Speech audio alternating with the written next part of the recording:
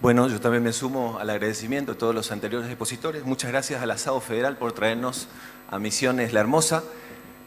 Quería hablar con ustedes respecto a lo que dijo la doctora Natalia Wilca. Aquí tengo muchos amigos conocidos en la profesión también. Quería hablar con ustedes respecto al espectro de enfermedades paquicoroideas. Bastante reciente el término. Hablamos básicamente de paquicoroides cuando hablamos de una coroides engrosada. Para eso también nos tenemos que poner de acuerdo cuál es la coroides normal.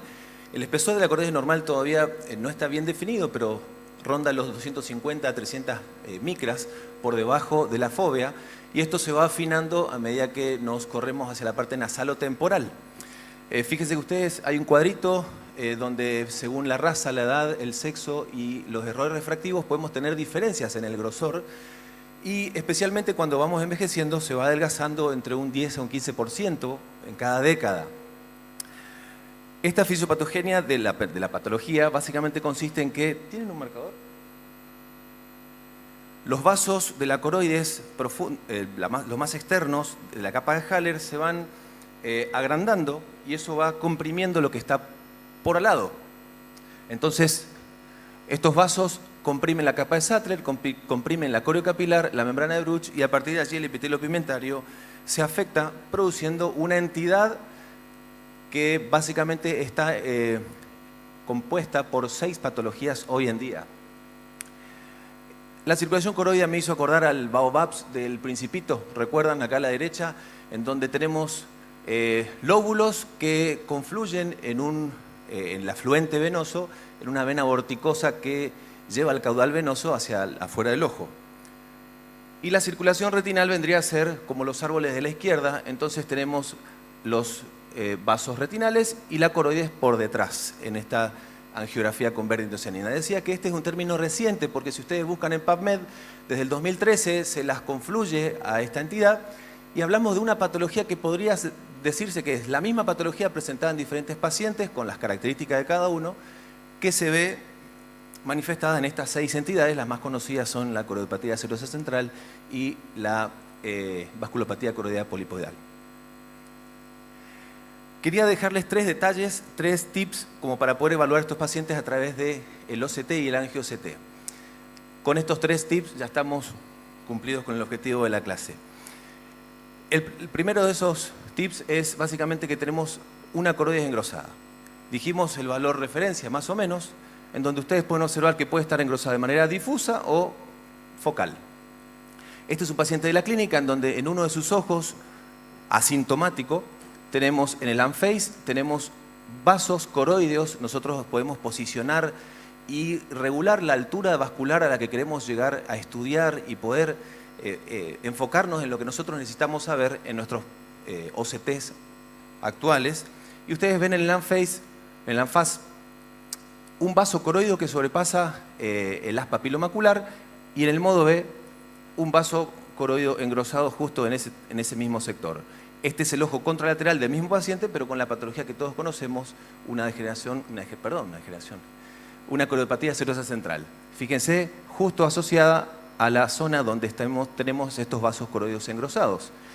Diferente paciente, misma patología, coroides engrosada, vasos que afectan lo que está por encima, un epitelio pigmentario afectado y exudación. Otro paciente básicamente con un engrosamiento coroideo más difuso, pero mucho mayor. La segunda característica, la presencia de paquivasos. Si nosotros vemos una angiografía con verde indocianina, podemos ver que en las partes mediales, ¿sí?, tanto verticales como ecuatoriales, los vasos coroideos no sobrepasan estos límites y se van engrosando a medida que se acercan a los cuadrantes. Esto en la patología paquicoroidea se ve afectado, ¿sí? En el OCTA podemos verlo de esta manera. Ejemplo A, paciente normal. Ejemplo B y C, en el ANFAS podemos ver que los vasos coroideos sobrepasan esta línea ecuatorial. En nuestro paciente reciente tenemos ese vaso coroideo engrosado, lo mismo en la imagen modo B. Les decía, nosotros podemos enfocarnos y visualizar la parte vascular que querramos estudiar. En este caso, en el ANFAS, podemos ver un paciente normal y un paciente patológico con vasos coroideos que sobrepasan esta línea media, vasos que se engrosan y afectan el epitelio pigmentario en el modo B. La tercera de las características es la atonación de la coroides interna. Podemos ver que al engrosarse van afectando obviamente los vasos de la capa media vascular, a coreo capilar y el epitelio pigmentario. Ahora sí que quería repasar algunas características de las entidades que forman parte de este compendio de enfermedades. Epiteliopatía pigmentaria paquicoroidea, siempre vamos a mirar del epitelio pigmentario hacia abajo, vasos coroideos engrosados, pacientes medianamente jóvenes, la afectación del epitelio pigmentario, que está por encima de ese engrosamiento coroideo, no hay drusas, y puede evolucionar inclusive a compartir la patología con unos neovasos de tipo 1, obviamente porque están debajo del epitelio pigmentario. Son todos casos del mismo tipo. La neovasculopatía paquicoroidea vendría a decirse que podría ser el estadio siguiente a la epiteliopatía, en donde aquí sí, obviamente tenemos los vasos coroideos, pero compartimos la patología con neovasos del tipo 1 que exudan. Son todos casos del mismo tipo. La tercera es la excavación coroidea focal, patología que se presenta de dos maneras, una conformacional y una no conformacional. La conformacional es una pequeña depresión acompañada por la retina externa, hay un tabique y los vasos coroideos característicos de esta patología. Y la no conformacional es básicamente asociado a una exudación. Esta patología se puede asociar, como dijimos, es parte del mismo espectro que puedan convivir. Por eso en un artículo de Brasil tenemos un paciente que en el ojo derecho tiene una coroidopatía serosa central y en el ojo izquierdo presenta una conformacional que evoluciona a una no conformacional y termina siendo nuevamente una conformacional al año. Por último, la que se agregó en el 2018, un grupo de estudios, ustedes conocerán apellidos como Sada,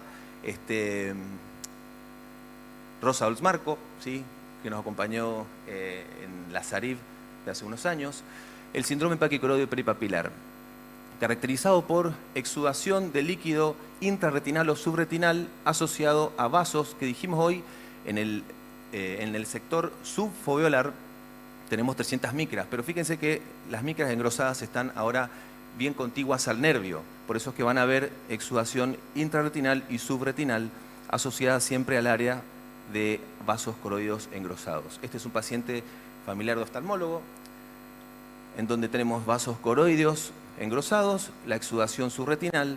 En la autofluorescencia podemos encontrar que como exudan y liberan líquido crónicamente, pueden tener esta imagen como en gota gravitacional, que no es patognomónica del cuadro, también pueden presentarse en las coroidopatías serosas centrales. Ojo derecho, básicamente afectado sector nasal y temporal, ojo izquierdo nasal. Y por último, la vasculopatía coroidea polipoidea, hoy en día nomenclada de manera diferente, neovascularización tipo 1, con dilataciones aneurismáticas, ya descrita por Januzzi, años 90, en donde tenemos característicamente el epitelio pigmentario en pico, doble capa y los vasos coroideos engrosados. Bugs Bunny decía, ¿qué hay de nuevo, viejo? Los que conocen el dibujito se van a dar cuenta y se formaron al igual que yo con time domain, spectral domain, aparatos que nos mostraban grandes detalles de la retina, pero hasta el epitelio pigmentario. Eso me hizo acordar a este síndrome del avestruz, en donde nosotros pensamos que el avestruz de manera cobarde huye de las situaciones peligrosas. Lejos de eso, el avestruz lo que hace es un nido en donde pone sus huevos, los cuida y se podría decir que cuida a sus generaciones. Bueno, aquellos que conocen Bugs Bunny entonces, ante la pregunta ¿qué hay de nuevo, viejo?, la respuesta podría ser: lo nuevo es mirar por debajo del epitelio pigmentario. Un acto de amor hacia las generaciones en formación, un acto de amor hacia la profesión y hacia los pacientes. Muchas gracias.